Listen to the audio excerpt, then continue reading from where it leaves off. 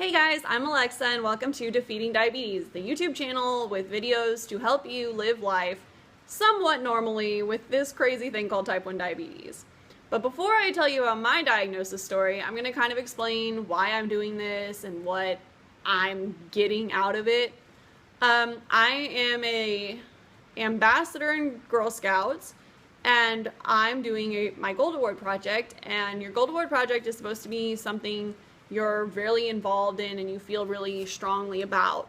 So diabetes is a huge part of my life, as any of you can imagine, and there's never really anyone that you can talk to all the time or get instant help from, especially for teenagers. So what I'm doing for my project is I'm videotaping segments about different things about type 1 diabetes and how to deal with it with certain life circumstances, except mine is more geared towards the high school, young adult, teenage age, because really everyone just cares about what the adults do, and kids don't really worry about it because they have their parents. But when you're a teenager, you're kind of alone, especially with the whole everyone trying to fit in thing. So that's what I'm doing with my videos. I'm here to be a friend to all, anyone who needs a friend, and to try and make life with a terrible disease that's never going to leave us alone somewhat easier with a friend. So that's kind of what I'm doing with this and my video segments, is just trying to make life easier for everybody involved. So my diabetes story. I was diagnosed on October 18th in 2006. I was 7 years old and I was in second grade. And it completely changed my life. The reason I knew, or my mom knew, that I was sick was because my second grade teacher told her that I was being very rude and sassy in class, and that I was always rolling my eyes and not being just in general nice. I was constantly going to the bathroom, constantly drinking water, you know, the usual. And my mom did notice that I was losing a lot of weight, but she kind of thought that was just from being a young kid and I was constantly running around and stuff. So she didn't find that abnormal. So she listened to my teacher and she took me to the doctor, and I peed in a cup and I got blood taken and all that fun stuff that we all have to go through. And he called a couple days later with the results and told my mom that I needed to go to the hospital immediately. So she came and she picked me up out of school, and I thought, like, woohoo, I'm going home from school early. Psych, I was going to the hospital. So my mom was going to just take me and have my dad meet us there, but she decided that I still needed some stuff from home. So we came home and we packed up a bunch of stuff, and on our way to the hospital we got McDonald's. And I got a Fanta orange soda because I was craving that sugar. And we didn't know that I shouldn't be having sugar, considering that's what was wrong with me. So we got to the hospital and it was completely packed. The waiting room was so full that there were hardly any seats, and we were in the waiting room for a good 3 hours probably. And then I got into the emergency room, and then I was stuck in there forever because there were no rooms open. And I had no clue what was going on. All I knew is that I was in an emergency room. All these people I didn't know were asking me questions about how I was feeling and all this stuff, and sticking a needle in my hand, which I was not okay with at all. All my family came, so that was kind of freaking me out too, because I didn't understand anything that was happening. No one told me I was sick, and I didn't feel sick. I was fine. I mean, just living my life, little second grader. You know, I had no cares in the world, no troubles. So I finally got into a room and they diagnosed me with type 1 diabetes. Yippee! I was in the hospital for 3 or 4 days, and during that time they trained my mom and my dad about what to do with me, how to give me shots, test my blood, all that fun stuff. They drew my blood constantly and they were always testing me. I did not understand why I was constantly being stabbed with needles, because I was in second grade. I didn't have any concept of what was going on. So they eventually released me, and I thought that I was going to live on meat and cheese for the rest of my life, because I was told that those were my free foods, and that if I ate those things, I didn't have to have a shot. So I was like, great, never gonna eat anything else. Oh, we got in the car and we went to McDonald's. You know, I was hungry.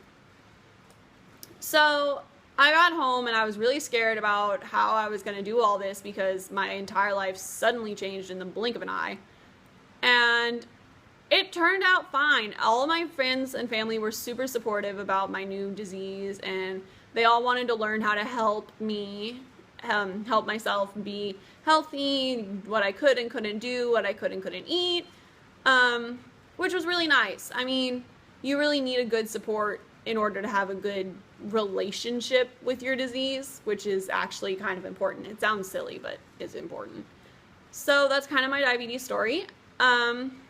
I'm 17 years old. I'm healthy as could be. I have a 7.0 A1C, which is almost impossible for a teenager, but I achieved it. And I think a big part of that was the fact that I have connections with people that have this disease and that have to go through the same things I do. And that really helped me through the hard times. And I know that not everybody has that option in their life. And just like the thought of not having that option makes me incredibly sad. So that's kind of where I got the idea of what I wanted to do for my Gold Award. Was I know that there are so many diabetics out there who feel alone and that they can't do it, and then they treat themselves horribly. I mean, they have A1Cs of 13, 14, 15. They're constantly high. They're never low. And it's not healthy. I mean, it's scary. I've known people who've died from not taking care of themselves, and it's not a fun experience to go through life. So, I mean, knowing how hard the disease is, everyone feels alone. Even I feel alone sometimes, and I have this huge network of people that I know I can always count on. So where did I meet these people? There's other diabetics in the world? What? That's crazy. But it's not crazy. There are so many places and so many people that you can meet that know a diabetic or that are a diabetic. And if you use your resources and get out of your teenage head of I'm too cool for this, like it doesn't matter, I'm just an outcast, like you can meet some amazing people. Here, this is my first ever diabetic friend and I at diabetes camp when we were 7 years old.